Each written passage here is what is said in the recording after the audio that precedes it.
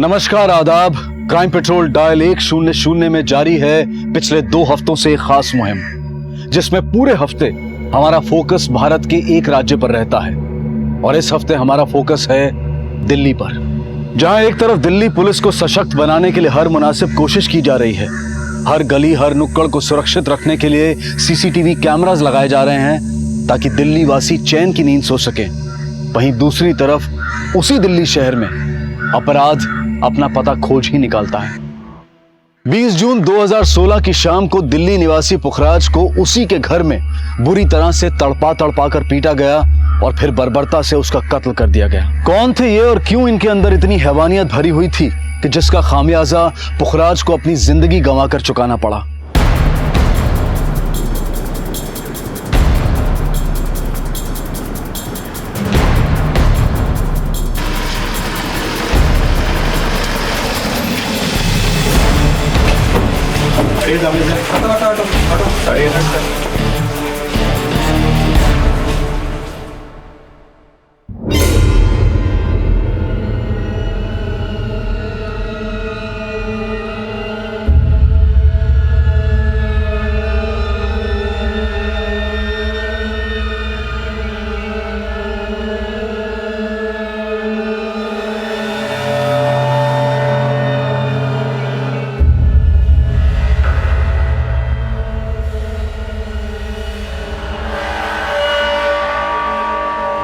चौधरी, घर चेक करो।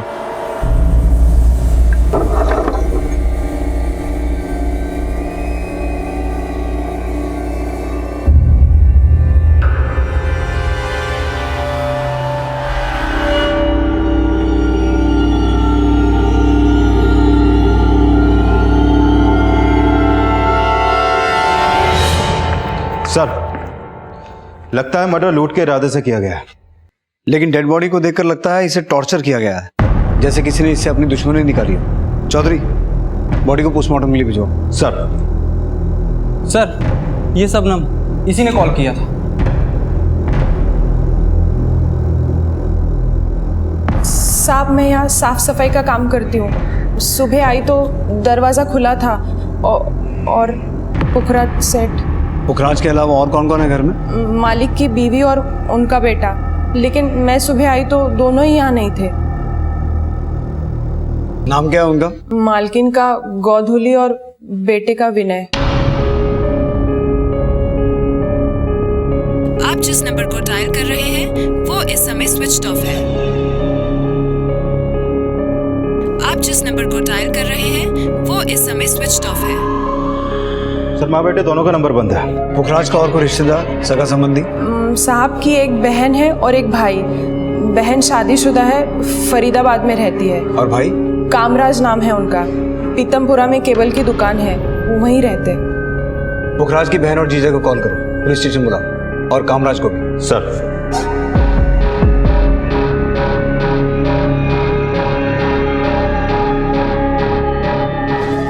कल रात किसी को पुखराज के घर आते जाते देखा था आपने?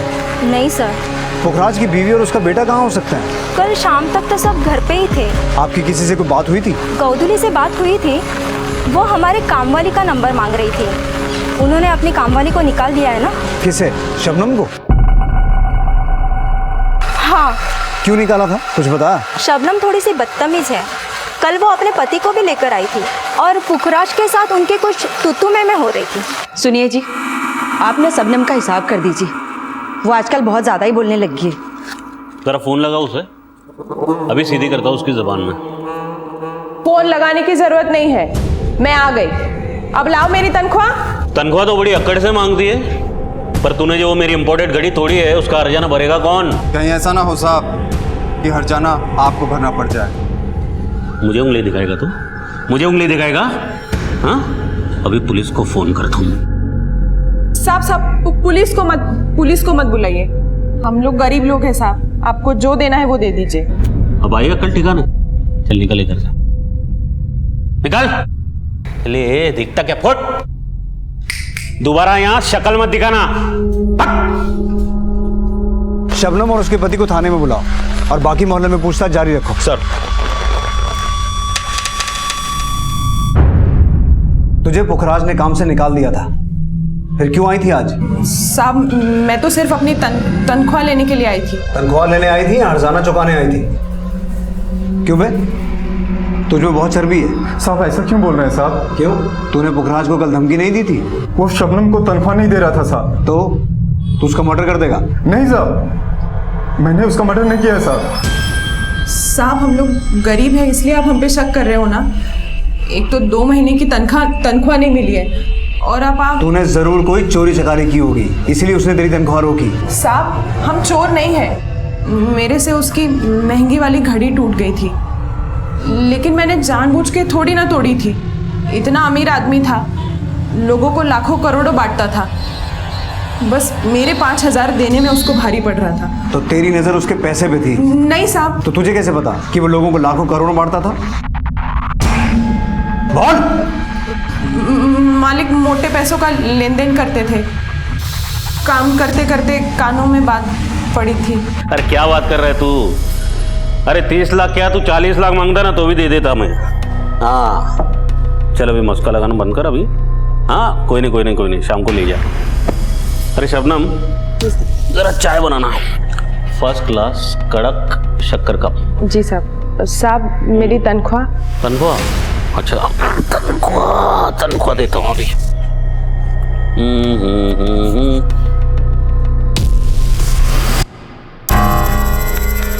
साहब पूरी तनख्वाह दीजिए ना, बहुत जरूरत है। पूरी जी? हाँ देख मिनट, आज कौन सा वार है? बुधवार, अगले गुरुवार को लेके जाना, ठीक है? साहब लेके चाय बनाना शबनम, बहुत सर पकड़ के रखा है। जा बना, अदरक डालना भूलना मत। हाँ जा। शबनम ने पूरे 10 दिन इंतजार किए साहब। इस बीच इससे पुखराज सेठ की घड़ी टूट गई, तो वो बोला कि इसको तनख्वाह नहीं मिलेगी साहब।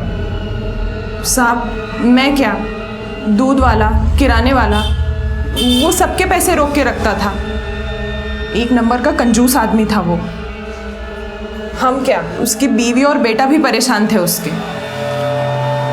बीवी को वो मारता भी था। बाप की ना जिंदा दफना दूंगा सब।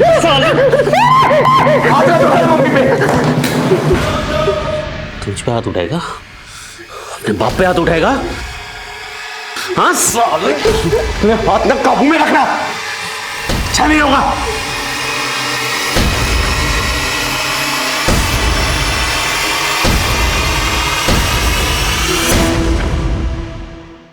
क्यों मारता था वो अपनी बीवी को? मालकिन पे शक करता था। कैसा शक? उन्हें शक था कि शायद मालकिन का उनके भाई के साथ कोई चक्कर। कामराज से? हाँ साहब, पर उनका बेटा हमेशा माँ को बचा लेता था। मुझे तो लगता है वो माँ बेटे ने मिलके ही कुछ किया होगा, और आप खामखा हम दोनों पे शक कर रहे हो। शबनम का बयान क्रॉस वेरीफाई करो। सर मैं कामराज की दुकान पे गया था, लेकिन उसकी दुकान पे ताला लगा है। मैंने आसपास के लोगों से पूछताछ की, लेकिन कुछ खास पता नहीं चला। मैंने उसका फ़ोन सर्विलेंस पे डाल दिया सर। और पुखराज का बेटा विनय? सर विनय लाला नेकचंद कॉलेज में पढ़ता है। मैंने उसके कुछ क्लासमेट से बात की, लेकिन किसी को उसके बारे में कुछ खास पता नहीं। सर पूछताछ में पता चला है कि पुखराज के पास एक कार थी जो 1 हफ्ते पहले उसके ऑफिस के बाहर से चोरी हो गई। चोरी हो गई? पुखराज का ऑफिस कहाँ है? सरस्वती विहार में।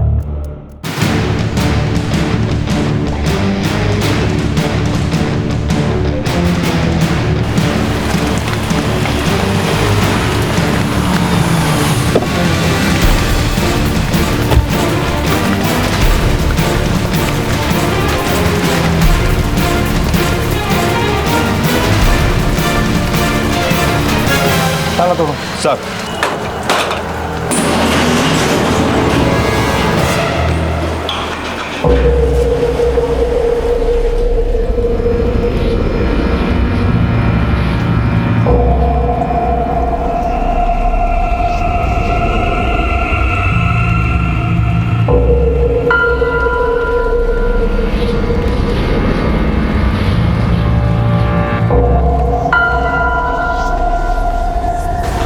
घर के साथ साथ ऑफिस में भी चोरी हुई।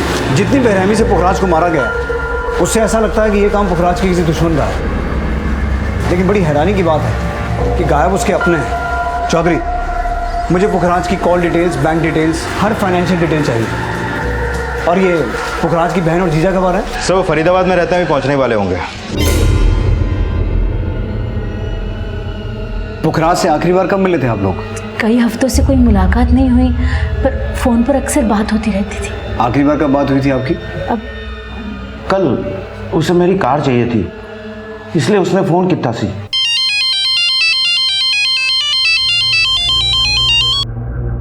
की गल है साले साहब, सवरे सवरे नु कैसे याद आ गई? अरे जीजा जी, भगवान को सुबह सुबह क्या हर वक्त याद करना चाहिए। और सही में आप तो मेरे लिए भगवान से भी बढ़कर हो जीजा जी। मक्खन मत लगा, बोल किस लिए फोन किया सी?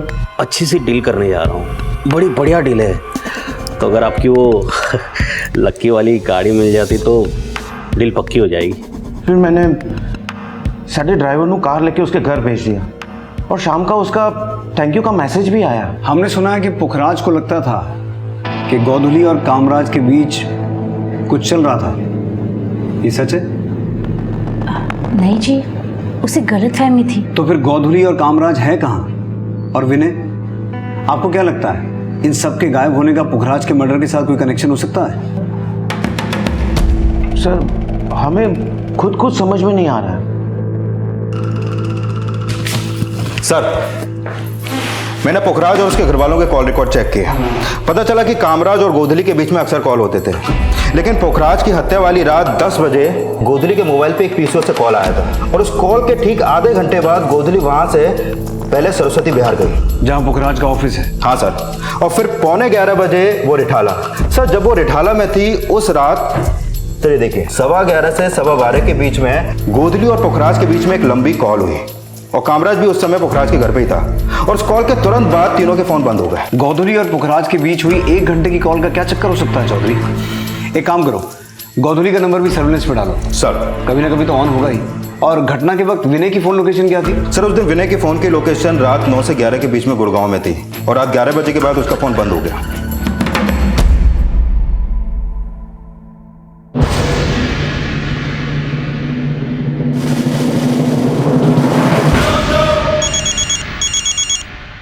विनय, विनय उठ।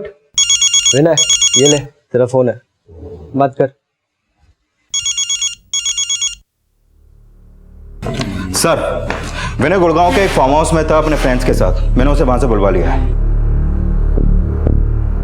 सर मेरे फ़ोन की बैटरी चली गई थी सर। बैटरी तो तेरी भी गोली लगती है। ड्रग्स लेता है क्या? नहीं सर, सर बस बियर पी थी कल।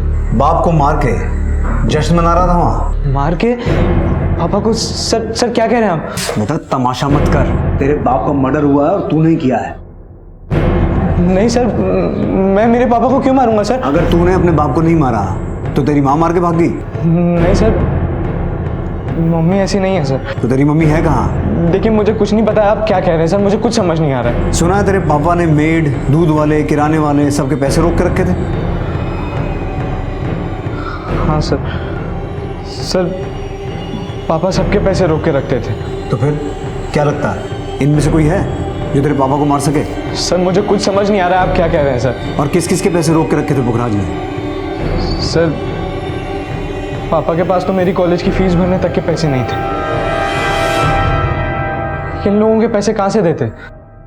सर बस पापा बड़ी बड़ी बातें करते थे, लेकिन असली में कुछ नहीं था उनके पास। गले की चेन, घड़ी सब नकली पहनते थे, पर बताते असली थे। पापा कल से कॉलेज शुरू हो रहे हैं, फीस भरनी है। अरे छोड़िए फीस वीस के चक्कर, इतना पढ़ के करना क्या है तुझे? क्लर्क बनना है क्या? अबे तो बिजनेसमैन का बेटा है, बिजनेसमैन का, समझा? चल आज से मेरे साथ काम पे लग जा। आपके पास पैसे नहीं है क्या पापा? अबे किस भूतने वाले के पास पैसा नहीं है बे? हाँ, मैं ना तेरी कॉलेज खरीद सकता हूँ। आप कॉलेज बाद में खरीदेगा पापा, अभी मुझे फीस के पैसे दीजिए, मुझे आगे पढ़ना है। पढ़ना है तुझे? सही में पढ़ना है? हाँ ठीक है, जहाँ मैं पढ़ा था ना वहाँ तुझे पढ़ा था, पता है कहाँ? लंदन, समझा? वहाँ भेजता हूँ तुझे। 10-15 दिन दे, तुझे फॉरेन भेजने का जुगाड़ करता हूँ मैं। देख फिर कैसे पढ़ाई होती है। सर उनसे कुछ मांगो तो बड़ी बड़ी बातें करने लगते थे, पर होता कुछ नहीं था सर। हो सकता है तेरे पापा की कोई मजबूरी रही हो, पर तूने उनका हाथ बटाने की बजाय उन्हीं पे हाथ उठा दिया। नहीं नहीं सर। झूठ मत बोल, शबनम ने सब कुछ बता दिया है। सर पापा मम्मी को मारते थे सर, इसलिए एक बार मैंने। तेरी मम्मी ने जरूर कुछ किया होगा, इसलिए तेरे पापा ने मारा। मुंह उठा के बात कर। सर पापा मम्मी पर शक करते थे। जान से मार दूंगा साले तुझे।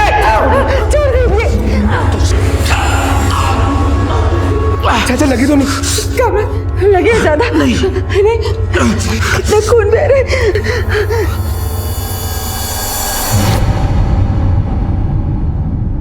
तेरे पापा ने कामराज को जान से मारने की कोशिश की?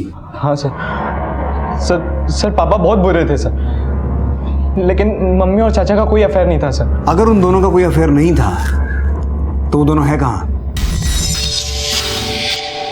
सर मैंने पुखराज के बैंक अकाउंट चेक किए, ये देखिए सर, पिछले 1 महीने से उसके अकाउंट में सिर्फ 5,000 रुपए पड़े हुए हैं। और सर उसकी कार चोरी नहीं हुई थी, वो बैंक की EMI नहीं दे पा रहा था 6 महीने से, इसलिए बैंक वाले उसकी कार उठा के ले गए। इसका मतलब ये हुआ कि पुखराज सिर्फ दिखावा करता था कि उसके पास बहुत पैसा है, असल में उसकी हालत खस्ता ही थी। और चौधरी, मुझे शुरू से यही लग रहा है कि पुखराज की हत्या लूट के इरादे से नहीं, बल्कि उससे किसी ने अपनी दुश्मनी निकाली है।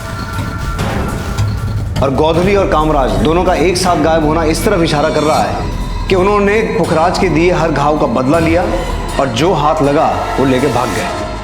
हम सब अपनी आर्थिक स्थिति को छुपाते हैं, लेकिन पुखराज सिर्फ अपनी आर्थिक हालत को छुपा ही नहीं रहा था, बल्कि अपने झूठ से उसे उल्टा भी दर्शा रहा था। लेकिन वो क्या वजह थी जो पुखराज को ऐसा करने पर मजबूर कर रही थी, ये जानना पुलिस के लिए बेहद जरूरी था। और इस कत्ल के मकसद को समझने के लिए पुखराज को समझना उससे भी ज्यादा जरूरी था, क्योंकि अब तक इस केस से जुड़ी हर बात का सच हैरत से भरा हुआ था। और ऐसी चौंकाने वाली पुखराज की पोस्टमार्टम रिपोर्ट भी थी। सर ये पुखराज की पोस्टमार्टम रिपोर्ट, हत्या का समय रात 12 बजे के आसपास और हत्या की वजह heart failure. Heart failure? Yes sir Pukhraj को इतना टॉर्चर किया गया कि हार्ट फेलियर की वजह से उसने अपना दम तोड़ दिया और तार का फंदा बाद में डाला गया। सर पोस्टमार्टम के मुताबिक उसका गला तब कटा जब वो पूरी तरीके से मर चुका था। इसका मतलब ये हुआ कि दुश्मनी इतनी गहरी थी कि दुश्मनी निकालने वालों ने एक निढाल लाश के गले में अपनी नफरत का फंदा डाला।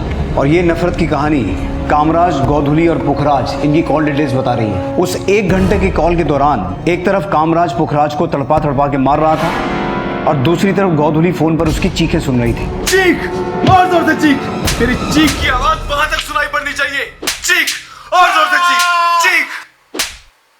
लेकिन ये कांड कामराज और गोधुली ने अकेले नहीं किया, इसमें कोई और भी शामिल है। गोधुली को उस रात जिस पीसीओ से फोन आया था वो जरूर कामराज के आदमियों ने किया होगा।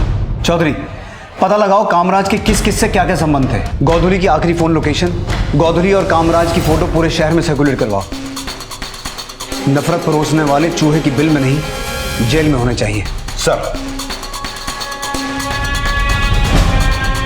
पुलिस अपनी थ्योरी पर काम कर रही थी और उन्हें अब कामराज और गोधुली की तलाश थी।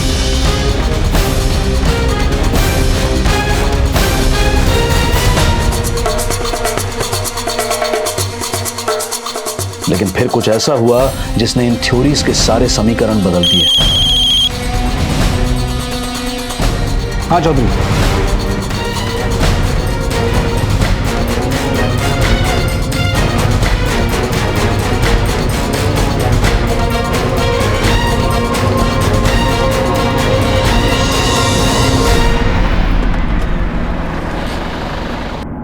चलिए देखिए।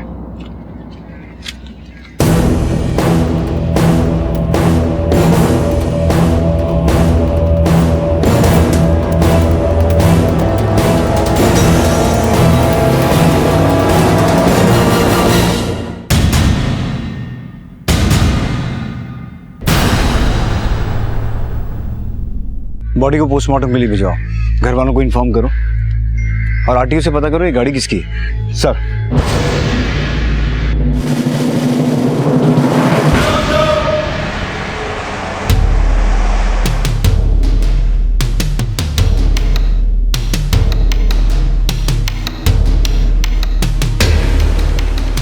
अरे सर मैंने की कितना सी अरे जवाब तो दो सर। क्या किया है इन्होंने? लेके जा रहे हो? कहाँ ले जा रहे हो? क्या किया है सर? सर लेकिन मैंने किया क्या है सर? अरे सर सर मैंने की कितना सी जिस वैन में गोदली की लाश मिली वो तेरी कंपनी के नाम पे रजिस्टर्ड है। सच सच बोल, पुखराज और गोदली की हत्या तूने करवाई है ना? नहीं सर, मेरी वैन तो चोरी हो गई थी, मैंने सवेरे ही पता चला। तो कंप्लेन क्यों नहीं करवाई? सर मैं कंप्लेन लिखवाने ही वाला था, लेकिन पहले पुखराज की हत्या की खबर, फिर गोदली। सर ऐसे में कहाँ ध्यान रहता है? ड्रामे मत कर, सच सच बोल। सर आप ही सोचिए, अगर मुझे गोदली और पुखराज को मरवाना होता तो मैं मेरी वैन क्यों यूज़ करवाता? सर मैंने कोई फंसा रहा है। फंसा रहा है? अब तू बोलेगा कि कामराज ने वो वैन चोरी की ताकि तू फंस जाए। सर आप हम पे बेकार में शक कर रहे हैं। ये सब करके आखिर हमें क्या मिलेगा? भाइयों की जायदाद और फिर विनय का पत्ता काटना तो तुम्हारे लिए बहुत आसान है। आपको कोई गलतफहमी हो रही है। नैतिक और मेरे पास किसी चीज़ की कोई कमी नहीं है, और फिर हम अपने भाई भाभी का खून क्यों करवाएंगे? वैसे भी पापा ने विल में सारी जायदाद मेरे नाम से कर दी थी। मतलब तुम हमेशा से किस्मत वाली रही हो या फिर शातिर? नहीं सर, पुखराज ने मेरे हस्बैंड से लाखों रुपए उधार लिए थे और उसकी लौटाने की हैसियत नहीं थी, इसीलिए उसी ने पापा पर दबाव डाल के विल में मेरा नाम लिखवाया था। मैंने उसे कभी कुछ नहीं कहा। और कामराज, उसका इस जायदाद पे कोई हक नहीं था? कामराज इसी बात से तो चिढ़ता था मुझसे और पुखराज से। उसे लगता था कि मैंने उस पर दबाव डाला है, मैंने कहा है पुखराज को कि विल में मेरा नाम लिखवाओ। तो तुम ये कहना चाहती हो कि कामराज ने तुमसे और पुखराज से बदला लिया, पहले मर्डर करवाया और फिर तुम्हारे पति की वैन यूज करके उसे फंसवा दिया? मुझे लगता है ये पुखराज के पुराने कांड है और उसका खामियाजा हम सब भुगत रहे हैं। पुराने कांड मतलब? पुखराज पहले से बहुत बड़बोला था, हमेशा बड़ी बड़ी बातें करता था। मैंने उसे कितनी बारी समझाया कि पुखराज इतनी बड़ी बड़ी बातें मत किया कर, कोई जबान काट के ले जाएगा। अरे दीदी, जुबान छुरी से भी पैनी होती है, बस चलाने की कला आनी चाहिए। अच्छा सामने वाला कट जाता है यूं। तो आज तू हमें काटने आया है? क्या बात कर रही है दीदी, क्षमा कीजिए। मक्खन मत लगा, बोल कितने चाहिए? जी वो जीजा जी 10 लाख। 10 लाख? बड़े मौके की जमीन देखिए मैंने जीजा जी, बहुत बढ़िया जमीन है, कसम से बोलता हूँ। वो बयाना पकड़ाना पार्टी को तो, वरना चली जाएगी ना। पर बयाना तो दे देगा, और पूरी पेमेंट का क्या करेगा? उतने पैसे है तेरे पास? जब बयाना दूंगा तो लूंगा भी तो। 50 लाख की जमीन 55 लाख में बेच दूंगा, यूं यूं यूं यूं। मैंने और मेरे हस्बैंड ने जो भी अपने भाई के लिए किया उसे अपना समझ के किया। कोई भी बहन या जीजा इतना कभी नहीं करेंगे। मैं आपसे रिक्वेस्ट करती हूँ, नैतिक को छोड़ दीजिए। नैतिक की गाड़ी में से गोदुली की लाश मिली है सुनीता जी, और जब तक इन्वेस्टिगेशन खत्म नहीं होता वो जेल में ही रहेगा। सर मैंने नैतिक के ड्राइवर्स को भी रिमांड पे लिया, ना तो नैतिक कुछ बोल रहा है और ना ही उसके ड्राइवर्स। कामराज का कुछ पता चला? नहीं सर। क्या लगता है चौधरी, नैतिक की वैन वाकई में चोरी हुई होगी? सर हो सकता है कि कामराज ने ही वो वैन चोरी करवा के या मर्डर करवाया, क्योंकि ये तो साफ है कि पुखराज की हत्या वाली रात कामराज के फोन की लोकेशन पुखराज के घर की थी। अगर ये सारे कांड कामराज के किए हुए हैं तो उसका मकसद पुखराज और सुनीता से बदला लेने के अलावा और कुछ नहीं हो सकता, क्योंकि पुखराज के पास पैसे तो थे नहीं और जायदाद पहले से ही सुनीता के नाम पे थी। सर पता चला है कि पुखराज लॉटरी भी खेलता था और उसकी 10 करोड़ की लॉटरी लगी थी। कहाँ से पता चला? पुखराज के घर के पास एक सैलून वाले ने बताया। इसी पैसे से पुखराज उसके साथ स्पा खोलने वाला था। अरे अब्दुल भाई, अपने पास ना पैसों की कमी है ना बिजनेस के आइडियाज की। हाँ, पर अब सारे रन में अकेले तो नहीं कर सकता ना, आपका साथ चाहिए। अगर आप साथ देंगे अब्दुल भाई तो उस लॉटरी से मिलने वाले 10 करोड़ से हम पूरे दिल्ली भर में स्पा खोल सकते हैं। मुझे लगता नहीं कि इस बात में कोई सच्चाई होगी। पुखराज ने जरूर सैलून वाले के पैसे देने होंगे, इसलिए बड़ी बड़ी छोड़ रहा होगा। सर ये बात सच है कि पुखराज लॉटरी खेलता था। मैंने सैलून वाले के अलावा और कई लोगों से ये बात कंफर्म की है। सभी का कहना है कि पुखराज की लॉटरी लगी थी। सर अगर ये लॉटरी वाली बात वाकई में सच है तो हो सकता है कि कामराज ने ही इन लॉटरी के पैसों के लिए पुखराज का मर्डर किया हो। बड़ी सोच, बड़े सपने और बड़ी बड़ी बातें, और उन सब को साबित करने के लिए बड़े से बड़ा झूठ बोलने में भी पुखराज एक बार भी नहीं कतराया। पर क्या इस झूठ के बीच में कहीं कोई एक सच भी छुपा था? क्या वाकई में उसकी लॉटरी लगी थी और कहीं से अचानक आए ये पैसे ही कहीं उसकी मौत का कारण तो नहीं बन गए थे? इस बात का अंदाजा लगा पाना बहुत मुश्किल था, क्योंकि पुखराज का किरदार इस केस को सॉल्व करने में सबसे बड़ी रुकावट था।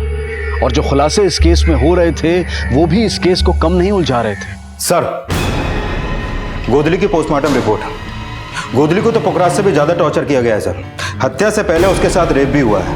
और हैरानी की बात यह है सर कि गोदली की हत्या का समय पुखराज की हत्या के समय से भी मैच होता है। इसका मतलब 1 घंटे लंबी कॉल जो गोदली और पुखराज के बीच हुई, उसमें पति पत्नी एक दूसरे की चीखें सुन रहे थे। जिस तरीके से पुखराज के साथ टॉर्चर किया गया और गोदली के साथ रेप हुआ, कुछ समझ में नहीं आ रहा। क्या वाकई में इसमें पुखराज की फैमिली का हाथ हो सकता है? सर, पुखराज कामराज पे ऐसी तो शक नहीं करता होगा। हो सकता है कि कामराज की अपनी भाभी पर बुरी नजर हो, तभी तो पुखराज ने कामराज को जान से मारने की कोशिश की। सर, कामराज सिर्फ पुखराज से ही नहीं बल्कि गोदली से भी बदला लेना चाहता था। और ये हो सकता है कि ये टॉर्चर लॉटरी के उस 10 करोड़ रुपए का पता लगाने के लिए किया गया हो, जो पुखराज ने कहीं पे छुपा के रखे होंगे। लेकिन जिस पैमाने पर यह कांड हुआ है, उसमें सिर्फ फैमिली एंगल को ही ढूंढना हमारी बहुत बड़ी भूल हो सकती है। क्योंकि पुखराज के बारे में अभी तक जो कुछ भी सामने आया है, उससे ये बात साफ है कि उसके और भी कई दुश्मन होंगे जिनसे हमारा अभी तक सामना ही नहीं हुआ। इस पुखराज से जुड़े हर एंगल को हमें अच्छे से खंगालना होगा। पुखराज के कॉल डिटेल्स के आधार पर पुलिस ने उसके बिजनेस के पुराने साथियों और प्रतिद्वंदियों से पूछताछ की। सर, पुखराज धंधा नहीं दादागिरी करता था। हम पार्टी के पास 2% कमीशन लेते हैं, लेकिन वो 3% कमीशन लेता था।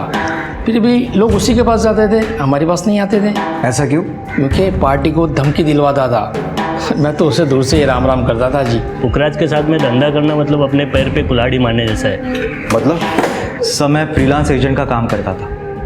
पुखराज के लिए पार्टी लाके देता था, लेकिन मुझे ऐसे लगा कि जब तक इस तालाब में वामन सेठ, पुखराज धुमल और राजवीर जैसी बड़ी मछलियाँ हैं, वहाँ मेरे जैसे एजेंट की दाल नहीं गलने वाली। इसलिए 2 महीने पहले ही मैंने ये फील्ड चेंज कर दिया। तो आजकल क्या कर रहे हो? एक जगह पे इंटरव्यू दिया है, शायद जॉब लग जाए। हमने सुना है ये पुखराज दूसरे डीलर्स के क्लाइंट्स काटता था, उन्हें धमकियाँ दिलवाता था। हाँ, पुखराज हमेशा कहता था, जब तक शेर घुर रहा है ना कुत्ते डरते नहीं साले। तो देख उस वामन की कैसे हवा टाइट करता हूँ मैं। हाँ सुन बे, तू जरा उस वामन को पिन चुका। हाँ, फिर उस राघव के जरिए मैं उसे हड्डी दिखाता हूँ। हड्डी की लालच में लाल टपकाता हुआ खुद ब खुद फंस जाएगा जाल में। चल रखता हूँ। यार पुखराज भाई, मेरे को क्यों फंसा रहे हो? वो वामन सेठ बड़ा डेंजर आदमी है। यार तू कुत्ते से डरता है बे? हाँ, अबे तेरे सर पे शेर का हाथ है, समझ ले। मुझे लगा कि कहीं इस पुखराज के चक्कर में मैं किसी चक्कर में ना फंस जाऊं, इसलिए वहाँ से निकलना ही बेहतर समझा। ये पुखराज धमकियाँ दिलवाता किससे था? मैंने कभी उसे देखा नहीं। तुम्हें क्या लगता है ऐसा कौन हो सकता है जो उसका मर्डर करवा सके? पुखराज से तो सारे चिढ़ते थे, लेकिन वो कौन हो सकता है ये मैं नहीं कह सकता। ठीक है, तुम जा सकते हो। पुखराज के कॉल रिकॉर्ड्स और धमकियां मिलने वाले क्लाइंट्स और डीलर्स के कॉल रिकॉर्ड्स क्रॉस वेरीफाई करो और पता लगाने की कोशिश करो वो था कौन जो पुखराज के कहने पे धमकियां देता था। ये वामन सेठ कौन है? जय माता दी प्रॉपर्टीज का मालिक। सब पता चला है कि हत्या वाले दिन पुखराज अपने जीजा की कार लेकर जिस डील के लिए गया था, उस डील में वामन सेठ का भी लेना देना था। चलो इस वामन सेठ से मिलते हैं।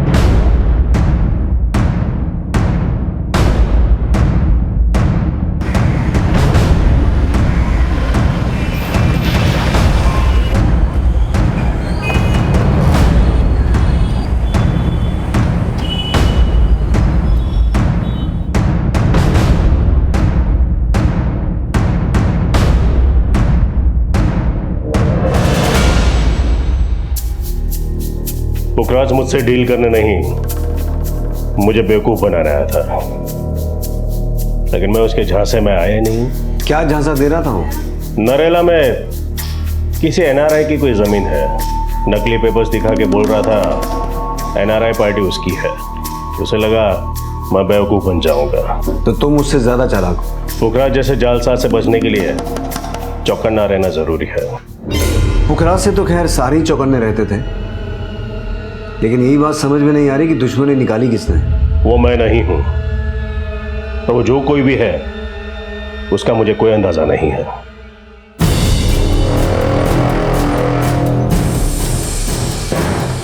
इस केस में कई ऐसे छलावे थे जो पुलिस इन्वेस्टिगेशन की दिशा बार बार बदल रहे थे। पुलिस एक तरफ ये जानने की कोशिश कर रही थी कि वो शख्स कौन था जो पुखराज के कहने पर दूसरे डीलर्स को धमकियां दे रहा था, और दूसरी तरफ कामराज की तलाश भी जारी थी।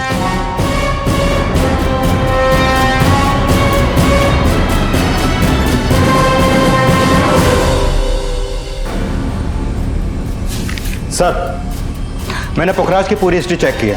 पता चला कि 7 साल पहले वो डीडीए में एम्प्लॉय था। घूस लेते हुए पकड़ा गया और उसके बाद उसे सस्पेंड कर दिया गया। सर, डीडीए में रहते हुए वो सारे 2 नंबर के काम वामन सेठ के लिए करता था। मैंने पता किया कि वामन सेठ और पुखराज के बीच में एक अनऑफिशियल पार्टनरशिप भी थी।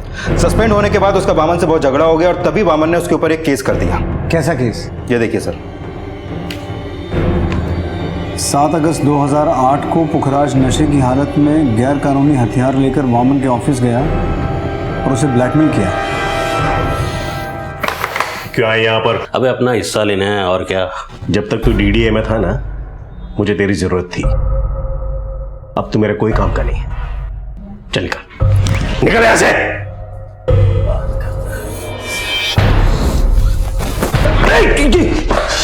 तू ऐसा नहीं मानेगा। अभी मैं पुलिस को बुलाता हूं। ये क्या कर रहा है?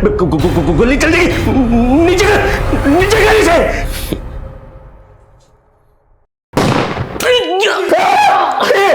ये क्या क्या तूने? पागल हो गया तू? ये क्या क्या तूने? पुलिस को फोन मैं करूंगा, बोलूंगा कि तूने मुझे जान से मारने की कोशिश की। 7 साल बामुशक्कत, अगर अपनी जिंदगी के 7 साल बचाना चाहता तो अभी का अभी मेरे अकाउंट में 7 लाख ट्रांसफर कर।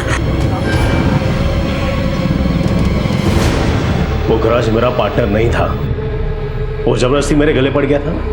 उसे उसके किए की सजा मिल गई। 7 साल पहले की सजा या? समझता हूं। 7 साल पुरानी दुश्मनी को इस मर्डर से जोड़कर आप यहाँ इन्वेस्टिगेशन करने आए हैं। लेकिन 7 साल पुरानी दुश्मनी की जड़ें अभी तक मौजूद थी, और तुम्हारे बीच जो चूहे बिल्ली की रेस चल रही थी उसकी खबर है हमें। हम जब पिछली बार मिले थे तुमने उस केस के बारे में नहीं बताया। उस वक्त आपने जो भी सवाल पूछे थे मैं उसके जवाब दे दिए। तो अब भी जो पूछ रहा हूँ वो बता दो। पुखराज के मर्डर में तुम्हारा ही हाथ है ना? हवा में तीर छोड़ने का कोई फायदा नहीं है। कोई ठोस सबूत हो तो बोलिए। सर, ये वामन तो बड़े तेवर दिखा रहा है। हो सकता है पुखराज को मारने के लिए इसने कामराज को मोहरा बनाया हो सकता है हत्या वाली रात कामराज के साथ इसी के चट्टे बट्टे हों। और मुझे ऐसा लगता है चौधरी, जैसा कि विजय, राजवीर और राघव ने बताया, पुखराज जिस आदमी से धमकी दिलवाता था वो आदमी भी इसमें शामिल हो सकता है। लेकिन सर, उसका कोई स्ट्रॉन्ग लीड नहीं मिल पा रहा, क्योंकि ये धमकियां अलग अलग नंबर से दी जाती थी। कॉल रिकॉर्ड्स में कुल 25 नंबर हैं जो इन धमकियों से जुड़े हो सकते हैं, लेकिन ज़्यादातर नंबर या तो चोरी के हैं या फेक आइडेंटिटी देकर खरीदे हुए सिम। उन सभी नंबर्स को दोबारा क्रॉस वेरीफाई करो। उनमें कोई ना कोई नंबर तो ऐसा होगा जिसके जरिए हम उस तक पहुंच सकते हैं। सर, थोड़ी देर पहले कामराज ने विनय के मोबाइल पे एक पीसीओ से फोन किया था। जिस एरिया में ये पीसीओ है तुम लोग अभी वहां जाओ तुरंत। कामराज को पकड़ने का ये मौका हाथ से निकलना नहीं चाहिए। सर,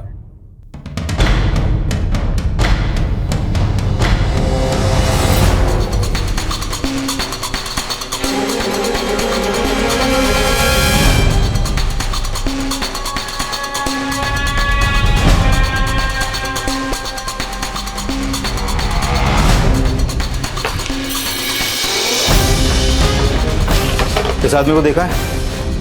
सर, ये रूम नंबर 1 में।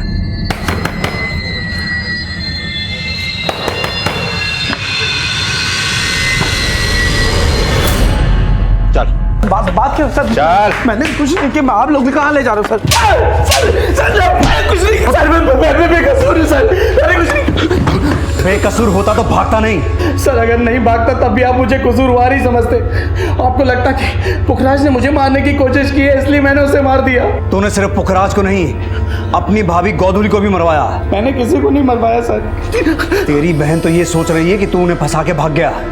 तू उन दोनों से नफरत करता था क्योंकि तुझे जायदाद में हिस्सा नहीं मिला। सर, मैं मानता हूँ कि पुखराज ने हमेशा मेरे साथ गलत किया सर, लेकिन मैंने उसको नहीं मरवाया सर। नहीं मारा सर। तेरा पुखराज की बीवी के साथ क्या चक्कर था? सर, पुखराज जानबूझकर मुझ पे आरोप लगाता था और वो चाहता था कि मैं उस घर पे ना हूँ जिस घर पे मेरा भी हिस्सा है। तो फिर हत्या के समय तो पुखराज के घर पे क्या कर रहा था? मैं वहाँ नहीं था सर। कॉल डिटेल्स में साफ साफ लिखा हुआ है कि हत्या के समय तो वहीं था। क्या कर रहा था वहाँ? नहीं सर, मैं वहाँ नहीं था, मेरा फोन वहाँ था सर। जब पुखराज मुझे मारने की कोशिश कर रहा था तब मेरा फोन वहाँ गिर गया था सर। उसके बाद मैंने गौदली को फोन किया उस रात, तो गौदली ने बताया कि मेरा फोन वहाँ रह गया है। अगर मैं उस रात वहाँ वापस जाता तो पुखराज फिर बात का बतंगड़ बना देता, इसलिए मैं अगली सुबह गया। और जब मैं गया तो उसकी लाश देखी और मैं बहुत घबरा गया और मैं वहाँ से भाग गया।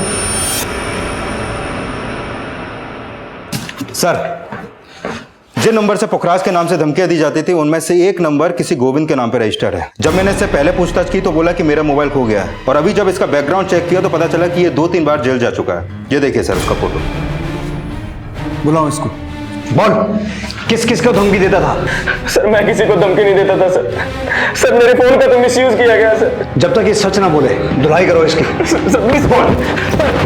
नहीं सर, मैंने चेक किया तो पता चला कि जब पुखराज को 2 साल की कैद हुई थी तब गोविंद तिहाड़ जेल में ही था। मतलब पुखराज और उसकी पहचान जेल में ही हुई होगी। लेकिन सर, गोविंद के अलावा पुखराज के साथ जेल में एक और आदमी था जो जेल से निकलने के बाद पुखराज के साथ काम कर रहा था। कौन? सर मुझे नहीं पता कि गोविंद पुखराज के लिए धमकी देता था या नहीं। मैं तो ईमानदारी से। धमकियां गोविंद नहीं तू देता था। गोविंद के साथ मिलके तूने जो कांड किया है वो हमने गोविंद से उगलवा लिया है। अब तू साफ साफ बोलेगा या अपने तरीके से उगलवाएं? सर मैं वो सर मेरी और पुखराज की मुलाकात पहले जेल में ही हुई थी। भाई आपने बताया नहीं, आप बाहर करते क्या थे? मैं बाहर ना लोगों के सी काटता था। भाई मेरा सी मत काट देना। अरे क्या बात कर रहा है यार, तू तो भाई है मेरा। बैठ। करोड़ों की जायदाद है मेरे पास। अब 25-30 लाख तो ऐसे ही पड़े रहते हैं। भाई तू क्यों ऊपर आजा आजा आजा बैठ। कुबेर बाबा का आशीर्वाद है। जेल से निकल कर मिलना मुझे, तेरा भी बेड़ा पार कर दूंगा। पिछले साल मैं जेल से रिहा हुआ तो पुखराज से मिला और अपने लिए काम मांगा। अरे टेंशन ना ले भाई, क्यों पाल रहा है? पुखराज ना यारों का यार है। मैं पुखराज के कहने पर लोगों को धमकाया करता था। अक्सर सिम बदल बदल कर मैं लोगों को धमकाता था। उसके साथ काम करते मैंने अपने ज़िंदगी के 8 महीने बर्बाद कर दिए, पर एक दहला भी नहीं कमाया था। इसलिए 2 महीने पहले मैंने उसका साथ छोड़ दिया। फिर कुछ दिन पहले हमारी फिर से मुलाकात हुई। ठीक है ठीक है। हाँ जी हाँ जी हाँ जी। तो क्या हाल है महाराज? रन छोड़ू? मैं रन छोड़ू? अरे आप डबल रन छोड़ू। कितना छोड़ते थे? ये करवाऊंगा वो करवाऊंगा, क्या खाक किया है? ये प्रॉपर्टी का बिजनेस ना थोड़ा पेशेंस का होता है, वरना आम का गुद्दा कोई और गुटलियां कुत्ते खा जाते हैं। याद है जो वामन साहब की पार्टी सेट की थी तूने? याद है कितने कमाए उससे मैंने? 25 लाख। कितना? 25 लाख। 25 लाख की बात सुनकर मेरे कान खड़े हो गए। मुझे लगा कि पुखराज से पैसा वसूल करने का इससे अच्छा मौका नहीं मिलेगा। इसलिए फिर मैंने अपने पुराने ग्रुप के लोगों के साथ मिलकर एक प्लान बनाया। मुझे पता था कि पुखराज के सर पर उसका जीजा का बहुत सारा कर्जा है और पुखराज उसे एक पैसा भी नहीं लौटा रहा था। इसलिए फिर मैंने उससे फंसाने के लिए उसकी वैन चुराई और पुखराज के घर पहुंचा।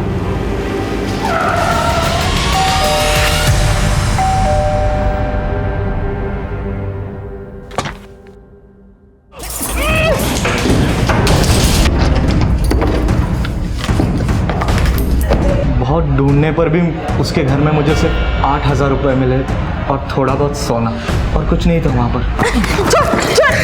बोल 25 लाख कहाँ पर छुपा के रखे? मेरे पास कोई पैसा नहीं रहा। पकड़ इसको। भाई मर गया। अरे मरा नहीं, नाटक करता है। आदत है इसकी। मर गया भाई ये। बोला बोला बोला दे।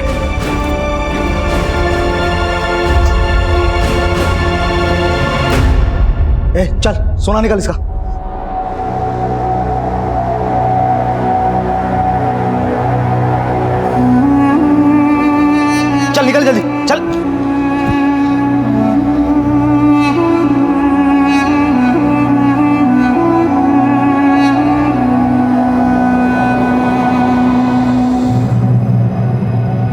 अपने बच्चों को सिखाते हैं कि झूठ की उम्र लंबी नहीं होती, लेकिन वहीं हमारी मानसिकता ये होती है कि छोटे छोटे झूठ बोलने से तो कोई नुकसान नहीं होता, लेकिन कब कौन सा झूठ हमें या हमारे सामने वाले को अपराधी बना दे और मौत का सबब बन जाए ये पता ही नहीं चलता। इसलिए ये बेहद जरूरी है कि हम जो हैं जैसे हैं उसी सच को अपनाएं, ताकि किसी और पुखराज को एक झूठी जिंदगी जीने का खामियाजा अपनी जान देकर ना चुकाना पड़े। इसी विचार के साथ अब मैं अनूप सोनी आपसे विदा लेता हूं। फिर मुलाकात होगी अगले एपिसोड में जुर्म की एक और कहानी के साथ। तब तक अपना और अपने परिवार का ख्याल रखें और देखते रहें क्राइम पेट्रोल डायल 100। सबक एक को सीख हम सबको। जय Hind. If you want to enjoy more Crime TV content like this, please subscribe to our channel and click the bell icon.